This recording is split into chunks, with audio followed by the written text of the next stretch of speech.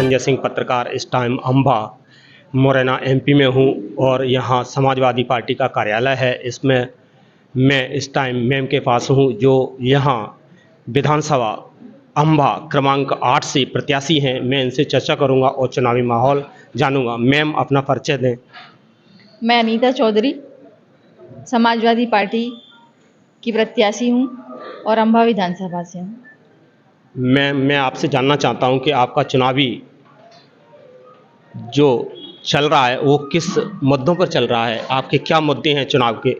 देखिए, चुनाव के मुद्दे वैसे तो हमारी समाजवादी पार्टी के द्वारा वादे दिए गए हैं जिनको जनता के बीच में बताया जा रहा है और उन योजनाओं को पूरा भी किया जाएगा। लेकिन मैं यहाँ पे चुनाव लड़ रही हूँ तो स्थानीय जो मुद्दे होते हैं, पार्टी के मुद्दे एक अलग होते हैं और स्थानीय मुद्दे अलग होते हैं। तो जनता के बीच में मैं जब जनसंपर्क के लिए जा रही हूँ तो स्थानीय मुद्दे मुझे कोई ज़्यादा बड़े नहीं दिखाई दे रहे हैं। वही छोटी मोटी दैनिक आवश्यकताएं वाले मुद्दे हैं, जैसे पानी है, बिजली है और रोजगार है, शिक्षा है, स्वास्थ्य है। अभी तक इन चीज़ों की भी पूर्ति नहीं हो पाई है जिस तरह से होना चाहिए। एक विधायक बनने के बाद में जनता के हित के लिए, स्वास्थ्य के लिए, रोजगार के लिए जो काम करना चाहिए, जो उन्हें उपलब्ध करवाना चाहिए, जो अत्यंत अनिवार्य होना चाहिए, उनकी कमियां काफ़ी पाई गई है। जब घर से बाहर निकलते हैं तो नाली है, गंदगी है, पैर रखने तक के लिए जगह नहीं है, बच्चों के लिए अच्छी स्कूल व्यवस्था नहीं है। यही सारे मुद्दे हैं, इनके अलावा और कुछ नहीं है। जनता क्या चाहती है? केवल यही तो चाहती है।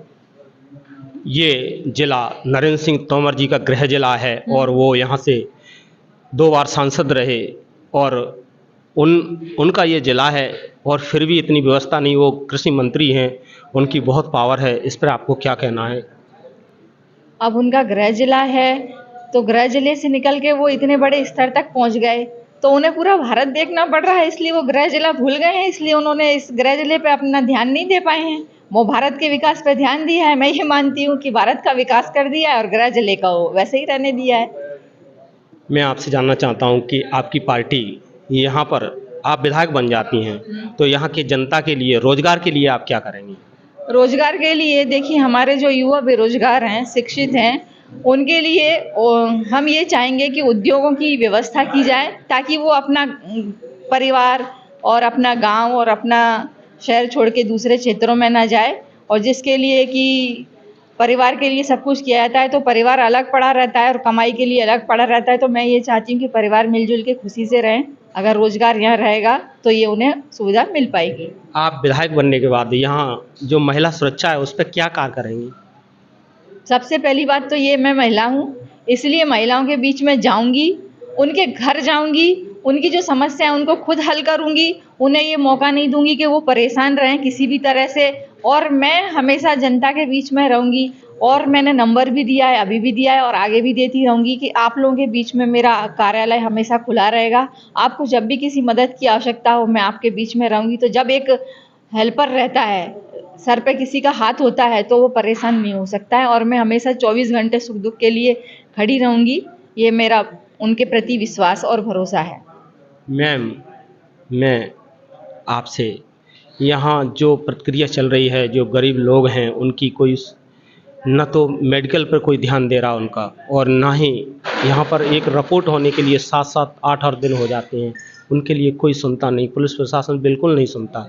इसके लिए आप क्या कहेंगे? देखिए, जिस क्षेत्र का, इस चीज़ में ये कहना चाहूँगी, जिस घर का मुखिया अगर ईमानदार हो तो उस घर के सदस्य परेशान नहीं हो पाते हैं जी।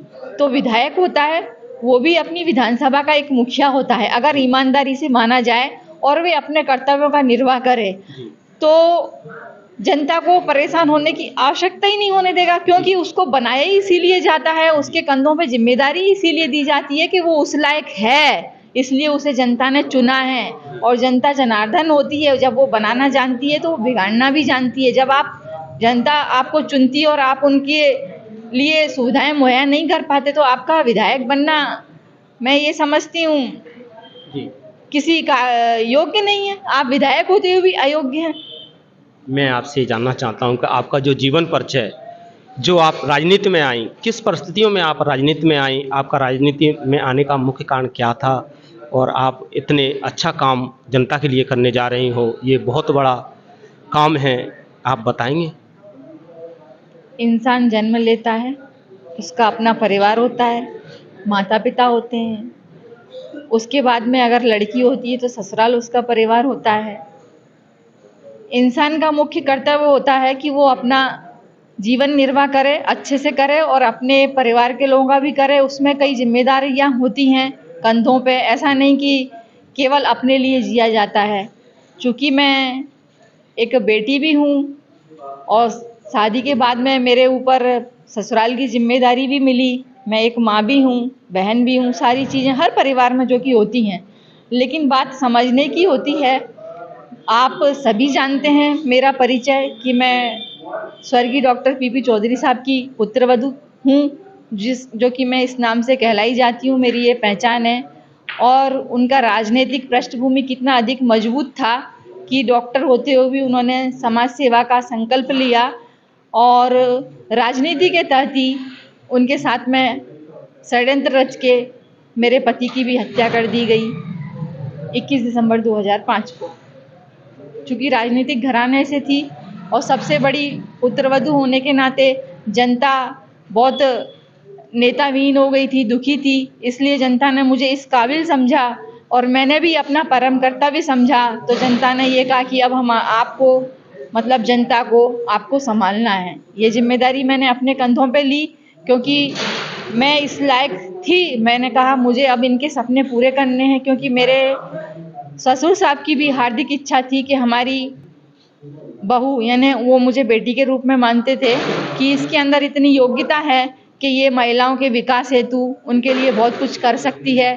चंबल संभाग में महिलाओं की सामाजिक स्थिति अच्छी नहीं है, उसको सुधारने के लिए उनका मौका था और वो चाहते थे कि मैं आगे बढ़ूं। तो उनके न रहने पर मैंने ये संकल्प लिया कि मैं उनके सपने को साकार करूंगी। इसलिए मैं इस क्षेत्र में आई और तब से पूरी ईमानदारी से और अपने कर्तव्य से लगी हुई हूँ और आप लोगों के बीच में अपना नाम स्थापित कर पाई हूँ और उसी के तहत मैं ये चुनाव लड़ने जा रही हूँ। हमारे चैनल के माध्यम से आप यहाँ जनता के लिए कोई संदेश देना चाहेंगे? देखिए, मेरा जनता के लिए एक ही संदेश है, क्योंकि मैं अभी अम्बा विधानसभा से हूँ और मुझे अपने ऊपर गर्व तो है, लेकिन और यहाँ पे आने के बाद और अधिक गर्व इसलिए महसूस हो रहा है कि जब से देश आज़ाद हुआ है, हमारा भारत देश आज़ाद हुआ है, तब से किसी भी दल ने, किसी भी पार्टी ने महिला प्रत्याशी को चुनाव मैदान में नहीं उतारा है। ये मेरा सौभाग्य है कि कई दौर से संघर्ष करते हुए, गुजरते हुए, उतार चढ़ाव, कई दलों के मोड़ देखते हुए मैं यहाँ तक आ पहुँची हूँ। मैं ये समझती हूँ कि ये मेरी किस्मत और सौभाग्य है कि मुझे नियति ने यहाँ भेजा है और मैं पहली महिला प्रत्याशी के रूप में आज जानी जा रही हूँ, पहचानी जा रही हूँ कि हमारे क्षेत्र में कोई प्रथम महिला प्रत्याशी चुनाव मैदान में है।